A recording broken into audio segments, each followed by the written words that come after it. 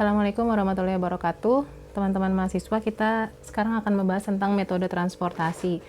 Nah, untuk detail konsepnya itu kan bisa dicek di PPT ya, di PPT kuliah. Sekarang kita akan langsung bahas aja ke contoh soal dan cara pengerjaannya.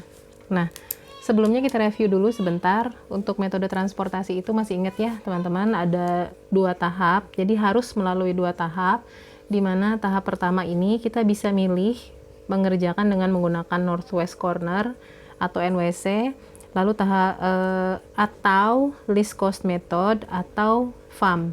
Kita boleh pilih salah satu untuk mengerjakan tahap 1. Nah, setelah selesai tahap 1, kita lanjut ke tahap 2. Di sini juga kita bisa pilih salah satu aja, stepping stone atau modi. Nah, di tahap 1 ini apa yang kita peroleh? Di tahap 1 ini kita akan memperoleh tabel yang visible gitu ya teman-teman. Cuman hasil dari tahap 1, entah itu nomor 1, 2, 3, itu kita belum tahu apakah sudah optimum atau belum.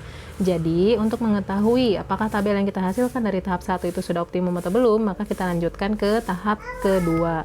Nah, di tahap kedua ini bisa ketahuan tabel yang sebelumnya kita hasilkan di tahap 1 itu sudah optimum atau belum. Nah, kalau belum, di tahap 2 ini bisa kita cari tabel yang optimumnya. Untuk contoh soalnya teman-teman saya pakai yang plek banget kayak di waktu praktikum ya. Jadi kita masih pakai ini aja biar matang. Jadi di sini kasusnya adalah ada tabel ya dengan studi kasus seperti ini. Terus ini adalah sumber, ini adalah tujuan.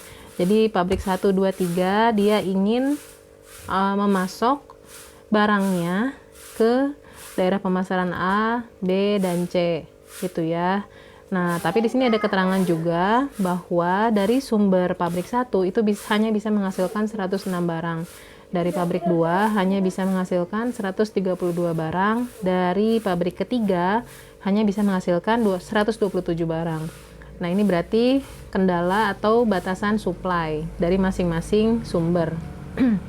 Lalu di sini ada keterangan juga nih dari pemasaran A itu membutuhkan 122 barang, daerah pemasaran B membutuhkan 152 barang, kota daerah pemasaran C membutuhkan 91 barang. Nah, ini harus kita penuhin ya semuanya teman-teman gitu.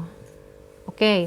Nah, di sini kita lihat ada 3 kolom daerah pemasaran A, B, C gitu ya, dan 3 baris pabrik 1, 2, 3 gitu ya. Nah, di sini bisa kita lihat berarti ada 9 sel 1, 2, 3, 4, 5, 6, 7, 8, 9. Nah, masing-masing sel ini punya informasi biaya. Di sini kalau kita lihat soalnya ya, itu adalah biaya transportasi dari masing-masing sel.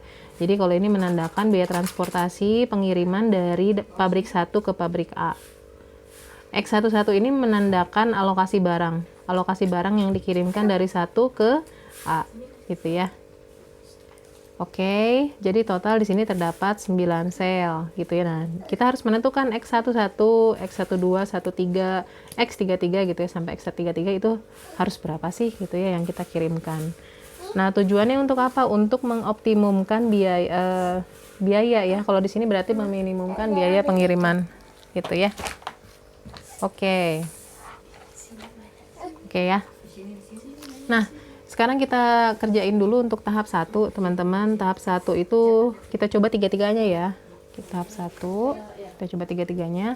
Ini yang pertama yang akan kita kerjakan, tahap 1 least cost method gitu ya. Least cost method seperti nama bukan ya.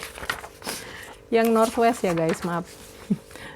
Ini kita ikutin urutan ini ya.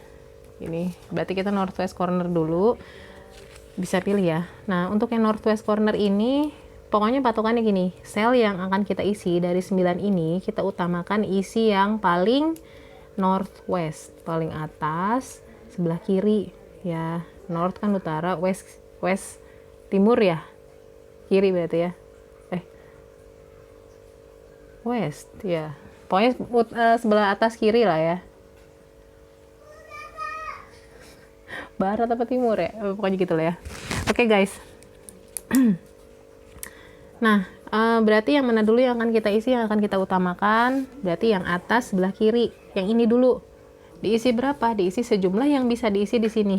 Kita lihat pabrik 1 dia bisa mensuplai 106, tapi si daerah pemasaran A membutuhkan 122. Jadi kalau di sini hanya bisa berapa? 106 gitu ya, nggak bisa lebih. Berarti kita isi di sini 106 gitu ya. Oke, sudah kita isi 106, artinya apa? Pabrik 1 semua alokasi suplainya itu sudah buat si A, berarti dia udah nggak bisa masuk lagi buat si ini. Kita coret ya sementara. Oke, next sel berikutnya mana lagi dari 4 ini, dari 6 ini yang perlu kita isi. Yang paling atas sebelah kiri. Ini berarti ya. Diisi berapa? Diisi sejumlah ini maksimumnya, berarti kan dia si A ini cuma nerima 122, berarti selisih antara 122 dan 106. Silahkan dihitung, kita dapat angka 16 dari mana? 122 kurang 106. Oke, berarti daerah pemasaran A sudah terpenuhi ya, ini kita coret. Nah berarti tinggal 4 lagi. Nah ini yang mana yang kita isi? Tetap patokannya northwest, atas kiri, berarti yang ini ya, kotak 2B. Ini kita isi berapa? Kita isi dengan, ini kan sudah tersuplai ya, dari ini sudah dapat nih 16, berarti si B itu cuman bisa 132 kurang 16, berarti 116. Oke ya, ini sudah nggak bisa lagi dia supply untuk C karena sudah terpakai untuk A dan B dari 2 gitu ya. 16 tambah 116 adalah 132, jadi tinggal 2 lagi. Nah 2 lagi ini yang kita isi yang mana? Atas kiri, berarti yang ini ya. Berarti ini kita isi 36. 36 dapat dari mana? Dari 152 dikurangi 116, 36. Oke ya. Tinggal satu kotak lagi lagi nih. Harus kita isi berapa? 91. Oke. Kenapa? Karena C membutuhkan 91 dan sisa supply dari 3, pabrik 3 itu memang tersisa 91, jadi pas. Gitu ya, memang ada aturan dasar di metode transportasi ini, jumlah demand itu harus sama dengan jumlah supply gitu ya. Oke, nah northwest corner ini seperti ini. Setelah kita isi semuanya baru kita hitung total cost-nya. Total cost-nya kita hanya akan hitung sel-sel yang sudah teralokasi oleh sejumlah barang. Sel ini ya, 106 dikali biayanya ditambah 16 ini ya, dikali biayanya ditambah 116 dikali 42 ditambah 36 barang dikali 37 ini ditambah 91 dikali 40. Ini sama dengan, kalau kita hitung 13.182. Oke, jadi ini adalah total cost yang diperoleh kalau kita menggunakan metode northwest corner di tahap 1 metode transportasi untuk kasus ini. Ya, nanti kita bandingkan dengan 2 metode lainnya ya. Ya, oke. Yang kedua, sekarang kita masuk ke yang kedua, itu adalah least cost method. Nah, prinsipnya least cost method itu adalah kita utamakan untuk mengisi sel yang paling murah biayanya. Ini kita lihat tanda-tanda yang ini ya, angka-angka yang tulisannya merah ini adalah angka-angka biaya kan. Nah, kita pilih yang paling murah. Jadi itu yang akan kita isi dulu. Oke, di antara 9 ini mana yang paling murah? Ini kan 32 ya. Nah, oke, berarti 32 ini akan kita alokasikan sejumlah barang yang kita bisa untuk isi di kotak tersebut. Di sini kita bisa isi cuman 106 aja ya, karena kan mentok ya, mentok. Oke, udah mentok, berarti di sini udah kita coret. Sip. Nextnya mana lagi yang paling murah di antara 6 ini? Yaitu 34 ya. Ini 34, kita isi dengan sisanya 122 kurang 106, 16. Oke, sip. Berarti ini udah terpenuhi ya. Berarti ini kita coret. Yang si A sudah terpenuhi. Tinggal 4 sel lagi. Oke, 4 sel lagi mana yang paling rendah? 37. Berarti nanti kita isi di sini. Berapa isinya? Yang bisa kita isi ya cuma 111 karena pasokan 3 itu cuma 127, sudah terpakai 16 untuk si A. Berarti sisanya untuk B tinggal 111 lagi. Oke, sip. Ini berarti sudah terpenuhi ya. Oke. Antara ini dan ini mana yang paling rendah? Ini ya. Berarti ini berapa kita isi? Bisa dia 91. Oke, sisanya tinggal ini. Silahkan kita isi, yaitu sisanya 41. Tahu dari mana 41? Dari 152 dikurangi 111. 41 atau dari 132 dikurangi 91. 41 juga. Oke, kalau sudah lengkap, kita hitung total cost-nya. Total cost-nya adalah 106 dikali 32 ditambah 41 dikali 42 ditambah 91 dikali 38 ditambah 16 dikali 34 ditambah 111 dikali 37. Oke, jadi berapa nih? Silakan dihitung teman-teman. Jadi kalau hitung ya 13 233. Kalau kita bandingin tadi ya, ini yang Northwest ya, 13812. Ini yang risk cost 13233, lebih rendah sih ya. Cuman kita nggak tahu ini udah optimum atau belum. Taunya kapan? Nanti pas kita ngerjain tahap 2. Apa ya? Oke, nah sekarang kita masih di tahap 1, tapi kita pakai metode yang ketiga. Tahap 1 metode 3. Ini ya, metode 3 apa? FAM ya teman-teman. Nih dia. Nah ini, FAM. Oke, untuk step-stepnya itu ada di PPT ya teman-teman. Jadi stepnya itu kita pakai menghitung penalti. Menghitung penalti dari setiap baris, dan setiap kolom. Cara menghitung penaltinya gimana? Cara menghitung penaltinya adalah dari masing-masing baris kita cek. Dari misalnya nih, dari baris 1. Angka terkecil pertama yang mana? Angka terkecil kedua yang mana? Lalu selisihnya berapa? Itu adalah penaltinya. Gitu ya. Jadi kita hitung dari setiap baris dan kolom. Oke, sekarang kita dari baris 1 dulu. Ini kita menghitung penalti yang pertama dulu lah ya. Oke, penalti yang pertama kita ngisinya di sini dan di atas sini ya. Oke. Nah, baris 1, angka terkecil pertama yang mana? Ini ya, 32. Di antara 32, 33, 34. Terkecil pertama 32, terkecil kedua 33. Oke. Terkecil kedua 33. Berarti penaltinya berapa? Selisih antara mereka berdua kan 1. Oke, catat di sini 1. Oke. Sekarang baris kedua 36, 42, 38. Terkecil pertama yang mana? 36. Terkecil kedua yang mana? 38. Berarti selisih di antara mereka berdua berapa? 2 ya.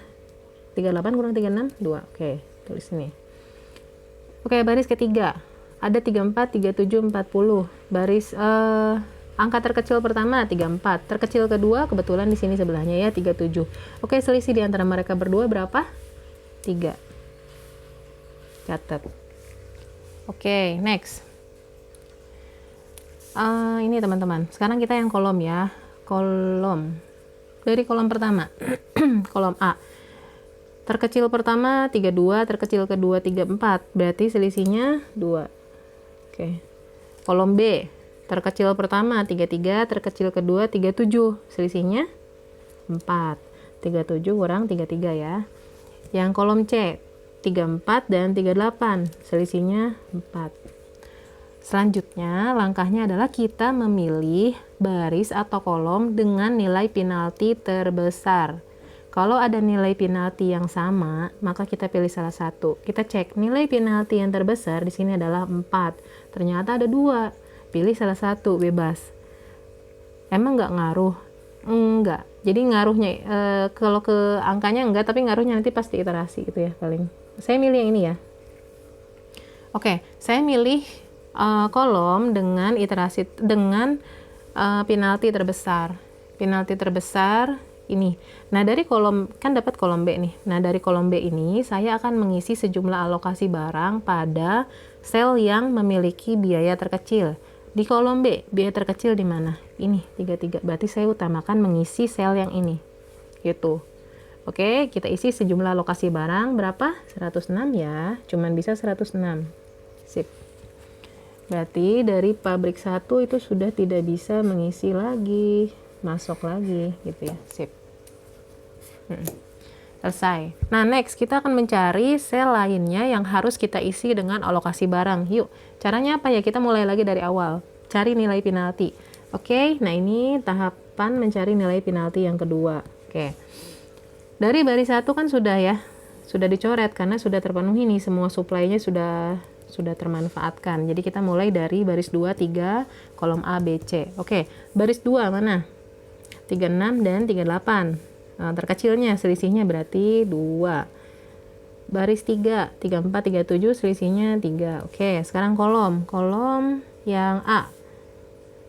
A yang kita hitung yang mana? Ini kan udah nggak kita hitung lagi ya, sudah kita coret. Berarti cuma 36, 34 selisihnya 2. Ini 42, 37 berarti selisihnya 5 ya. Berapa nih?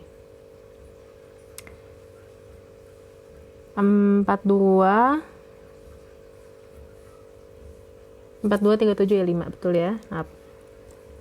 38 40 2 ya. Oke. Yuk kita cek nilai penalti yang terbesar yang mana? 2 3 2 5 2. Berarti 5 ya. Oke. Berarti sel berikutnya yang harus kita isi dengan alokasi barang adalah masih di B. Karena di sini ya, udah kita tandain. Pilih yang sel terkecil. Biayanya berarti yang ini. Berapa yang kita isi? 152 dikurangi 106, itu sisanya yang kita isi di sini. 46. Oke, berarti di sini bisa kita coret, ini sudah bisa kita coret. Sip. Oke, tinggal 4 sel lagi ya. Berikutnya hitung lagi penaltinya. Oke, baris kedua hitung lagi penaltinya antara 36 38 2 34 46. Selisihnya. Oke. Sekarang kolom A dan C. B kan udah enggak ya. Ini penalti yang ketiga. Oke, kita hitung ya. 36 34 berarti 2 selisihnya, terus 38 ini berarti 2 juga ya. Ya, berarti kita milih yang mana? 3 ada 2 6 2 2. Berarti yang 6 ya, ini. Oke, kita isi dulu nih yang mana antara 34 40 ya, isi yang paling kecil 34 kita isi berapa? Tinggal 81 yang bisa kita isi. Kenapa? Dari sini 127 kurang 46 sama dengan 81. Oke. Sip. Ini sudah terpenuhi, ini juga udah kita coret. Berarti ini udah coret ya. Next, sel berikutnya kita hitung selisih ini ya. Perlu masih dihitung nggak? Enggak ya kayaknya ya. Ini kan udah nggak bisa dikurangin lagi. Kita langsung aja menentukan ke yang terkecil nih selnya berapa. Tinggal 41 lagi ya. Tahu dari mana? Dari 122 kurang 81. Oke, terus yang ini berarti sisanya tinggal 91.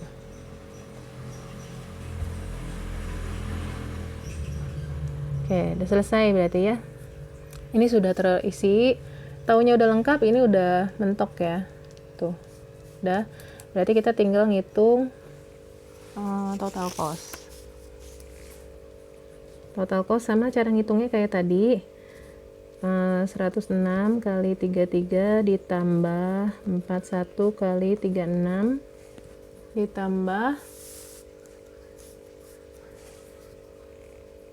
91 dikali 38 ditambah 81 dikali 34 ditambah 46 dikali 37 sama dengan 12.888. Nah, kalau kita lihat ini yang paling rendah sih di antara dua metode lainnya ya. 12.888. Ini yang list cost 13.233, terus yang Northwest itu 13.812. Cuman kita belum tahu nih, ini sudah optimum atau belum. Nah, gimana caranya supaya kita tahu ini optimum atau belum? Dari kita cek ke tahap 2. Oke, teman-teman. Jadi begitu ya, tadi sudah selesai untuk tahap 1. Kita pakai tiga-tiganya. Northwest corner yang ini. Terus kita pakai yang list cost yang ini. Dan terakhir kita pakai yang ini. FAM. Gitu ya. Next, berarti video berikutnya adalah untuk yang tahap 2. Menguji apakah semua tabel ini sudah optimum atau belum. Kalau belum, kita cari optimumnya. Oke, next ke video kedua.